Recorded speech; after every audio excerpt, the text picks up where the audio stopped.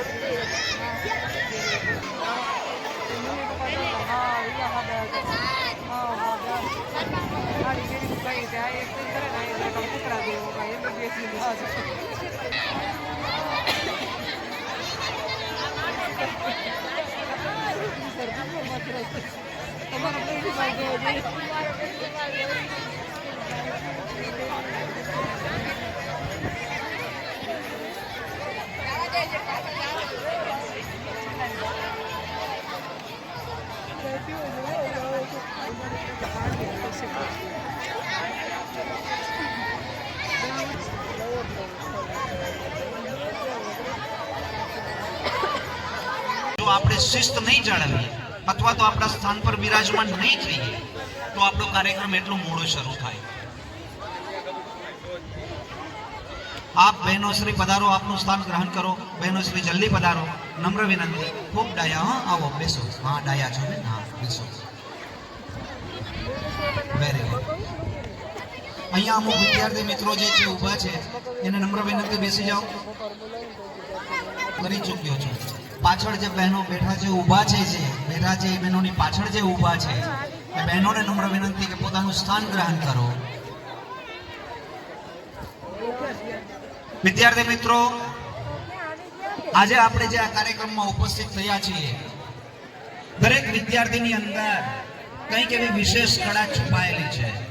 એ વિશેષ કળાને પોતાના માતા પિતાની સામે, પોતાના સગા સંબંધીની સામે, પોતાના સંસ્થામાં પરફોર્મન્સ આપી રહ્યો છું. મારા માતા પિતા, મારા સગા સંબંધી, મારા શિક્ષકો આજે મારી કલાકૃતિને જોશે અને 2 હાથને તકલીફ આપી અને તાળીઓથી મારી કલાકૃતિનું સ્વાગત કરશે.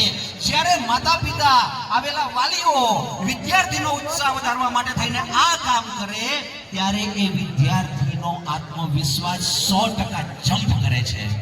આ શબ્દ સાંભળ્યા પછી તમારી અંદર એક જુનૂન જાગૃત થઈ જાય.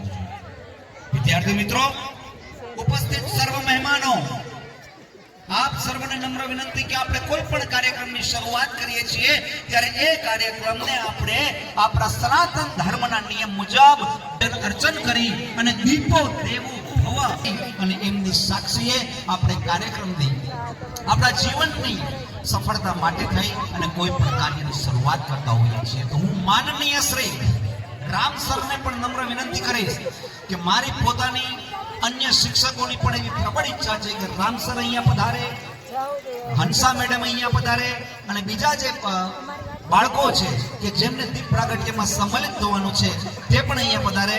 તો માનનીય શ્રી રામ સર, આપને હું નમ્ર વિનંતી કરું છું કે આપ જ્યાં ક્યાંય પણ છો આપ શ્રી અહીંયા દીપ પ્રાગટ્ય માટે થઈને પધારશો. હંસા બહેન, આપ શ્રી પણ દીપ પ્રાગટ્ય માટે અહીંયા પધારશો અને નાની નાની બાળાઓ જે ભગવતી માં શક્તિનું સ્વરૂપ છે એ અહીંયા હાજર જ છે અને આપણે દીપ પ્રાગટ્ય પછી આજના કાર્યક્રમની શુભ શરૂઆત કરીએ. Thank you. રામ સર, અહીં પધારશો આપને નમ્ર વિનંતી.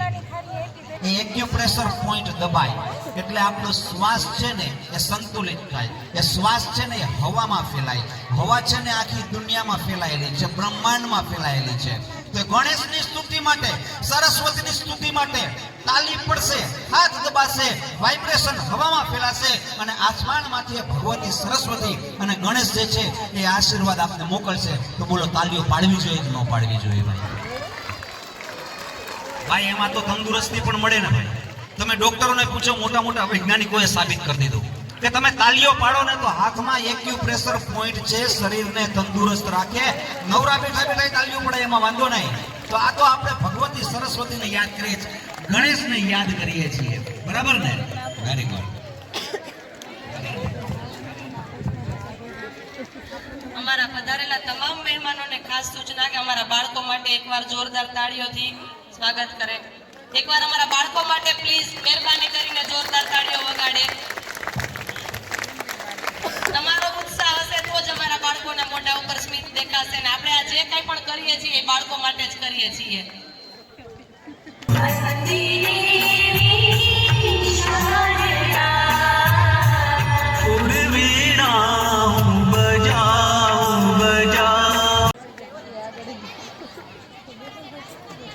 આપણા કાર્યક્રમની અંદર મુખ્ય મહેમાન તરીકે આઈ શ્રી કંચન માતાજી વડડાથી આવવાના હતા, પણ કોઈ પણ કારણોસર તે કાર્યક્રમની અંદર હાજરી આપી શક્યા નથી. તે બદલ તે ખૂબ જ દિલગીરી અનુભવે છે અને આપણે એની યાદમાં એક સોનલ માતાજીનું ગીત વગાડવાનું છે. તે એકવાર વગાડી લઈએ અને પછી આપણે કાર્યક્રમની શરૂઆત કરીએ.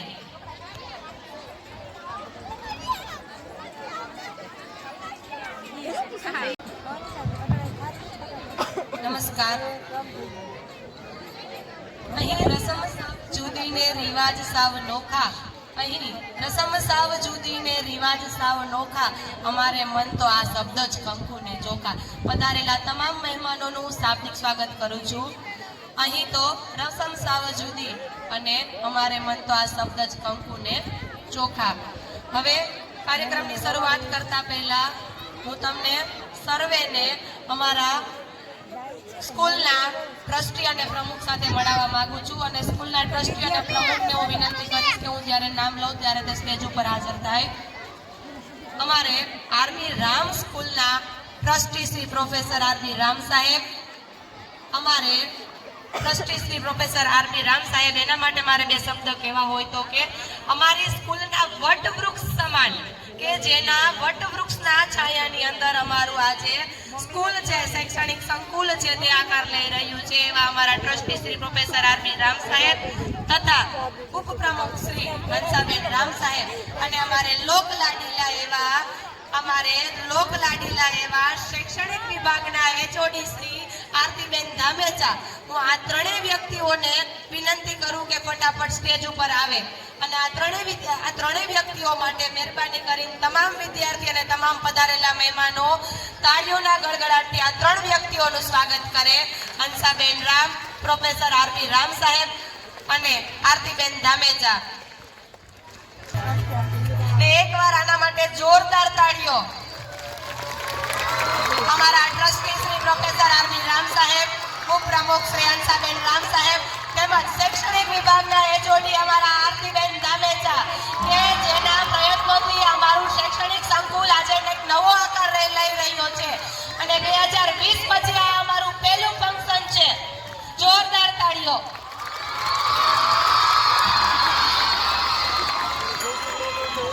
Thank you so much sir madam.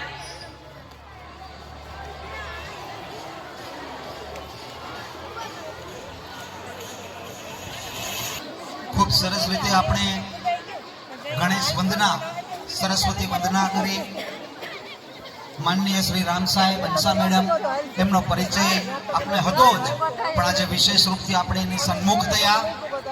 આપણા આ કાર્યક્રમની અંદર ઘણા માનમોગેરા મહેમાનો પણ પધારેલા છે, એ અમારા ધ્યાનમાં જ છે.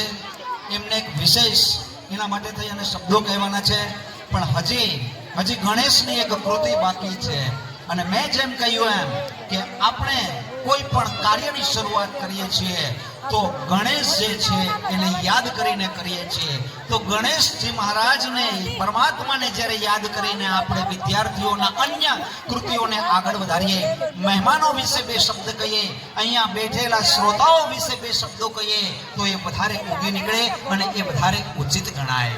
વિદ્યાર્થી મિત્રો અને વહાલા વાલીઓ, મેં તમને શરૂઆતમાં જ કહ્યું કે તમારો હાથ જો થાકશે તો વિદ્યાર્થીનો આત્મવિશ્વાસ નબળો પડશે, જે કોઈ કાળે મંજૂર ન કરી શકાય. કારણ કે એની અંદર આત્મવિશ્વાસ, એક જુનૂન અને કંઈક નવું કરી છૂટવાની તમન્ના એની અંદર જાગૃત થાય, એ માટે થઈ અને એની બાળકની નજર હંમેશા એના માતા પિતા, સગા સંબંધી અને शिक्षकगण ऊपर હોય છે.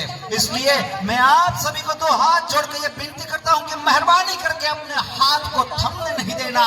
वो हाथ तब तक तालियां बजाते रहे जब तक ये विद्यार्थी के अंदर जुनून पैदा न हो जाए, जब तक वो क्रांतिकारी न बन जाए, जब तक वो एक शक्ति का स्वरूप न बन जाए, तब तक अपने हाथ को थमने मत देना.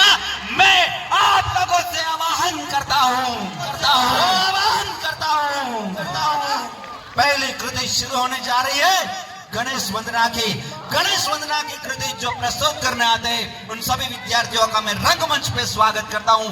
आप सभी लोग आए और हमारे श्रोताजनों को मंत्र मुग्ध करने का कार्य अवश्य करें. Thank you so much. विद्यार्थी मित्र, गणेश स्तुति के लिए आप लोग हाजिर हो जाएं. Thank you.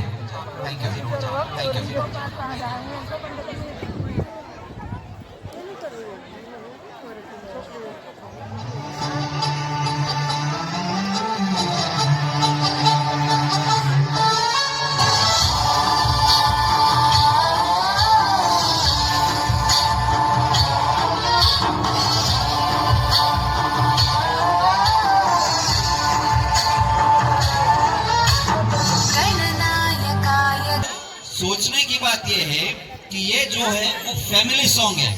फैमिली सॉन्ग, पारिवारिक सॉन्ग, परिवारનું ગીત.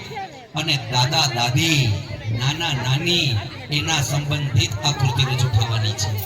અને દાદા દાદી, નાના નાની એક બાળકોના જીવનમાં કેટલું મહત્વ રાખે છે એ તમે અને હું સારી રીતે સમજીએ છીએ.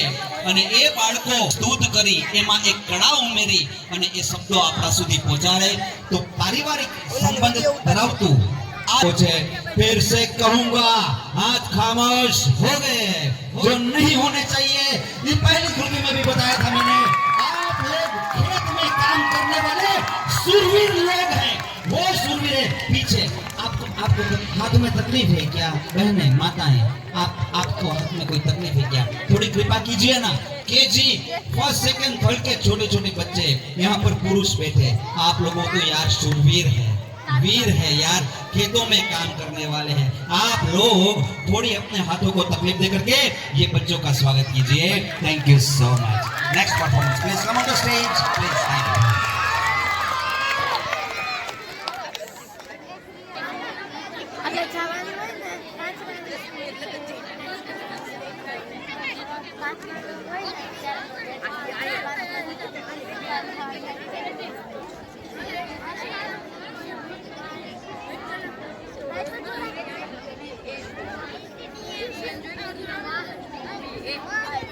प्यार देते हैं, उनके होठों पर हमेशा दुआएं होती है. जैसे गन्ने वाले सिर्फ